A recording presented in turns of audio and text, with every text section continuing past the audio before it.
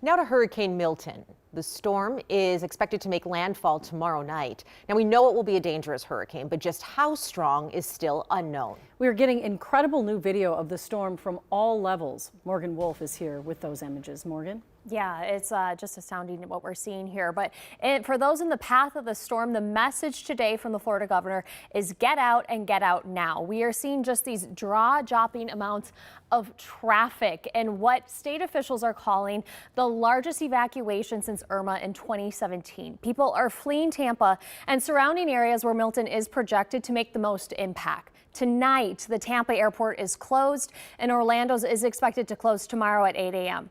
But there was one flight that went right into the hurricane. Take a look. I'm gonna grab my phone real quick.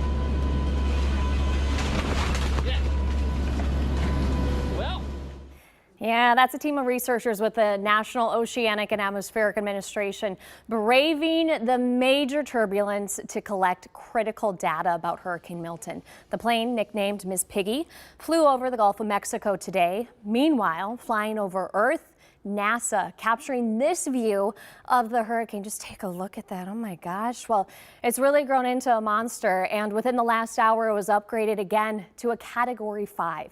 So as people are racing against the clock to evacuate, they're also racing to get hotel reservations and gas. Our team coverage continues with Chase Kane in Orlando.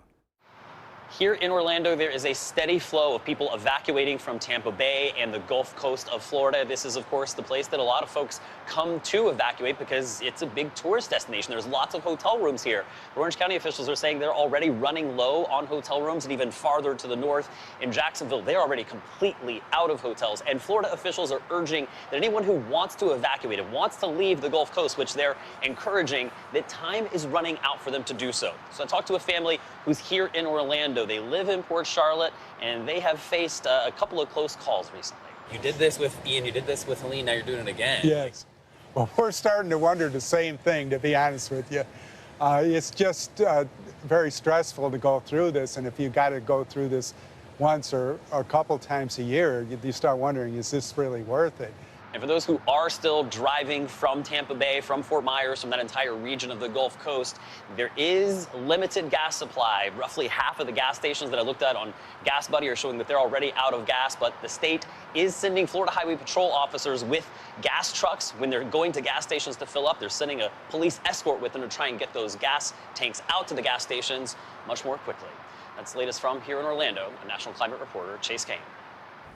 Ben Derry, of course, tracking Milton's path. Now, Ben, the storm surge is a really big concern along the western edge of Florida right now, right? Yeah, absolutely. That's probably going to be the biggest impact for this storm, Morgan, is the storm surge. You can see this is a zoomed in picture of the Tampa Bay area. Notice all the areas highlighted in red here. That includes that entire shoreline. That's a storm surge greater than 9 feet. And forecasters are estimating between a 10 and 15-foot storm surge from the Tampa Bay area further south to the Punta Gorda area, Port Charlotte. There's Sanibel Island right there, even inland from Fort Myers. The concern is that the storm surge is going to push miles inland up the rivers and tributaries that feed into the Gulf of Mexico. Now, it is still a Category 5 hurricane right now. Wind speed sustained at 165 miles per hour. There it is. And notice the symmetrical shape of this. It increased its intensity from dropping to a Category 4 storm earlier this morning. And you can see it is moving into an area